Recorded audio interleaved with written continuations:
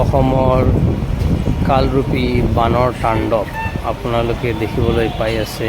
ড্ৰোনৰ জৰিয়তে দেখুওৱা হৈ আছে যে অসমত কেনেকুৱা বানপানী হৈছে আৰু বানপানীৰ কালৰূপী তাণ্ডৱ দেখি আছে। আপোনালোকে দেখি আছে এখন আমাৰ অসমৰ হোজাই ডিষ্ট্ৰিক্টৰ ডবকা অঞ্চলৰ বানপানী।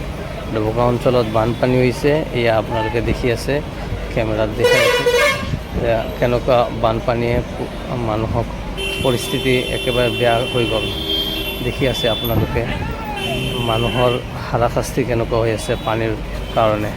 মানুহৰ ঘৰ দুৱাৰৰ অৱস্থা নাই, একেবাৰে ফ্লাড, বানপানী চাৰিওফালে বানপানী, একেবাৰে বিৰাট অঞ্চল লৈ পূৰা ডবকা অঞ্চল লৈ বানপানী।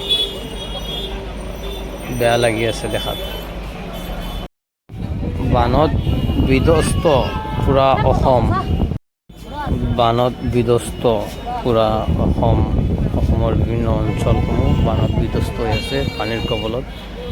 খাস কৰি হোজাই অঞ্চলৰ ডবকাত বানৰ বহুত তাণ্ডৱ চলি আছে। চাৰিওফালে বানপানী দেখা পাই আছে, বানপানী চাৰিওফালে বানপানী।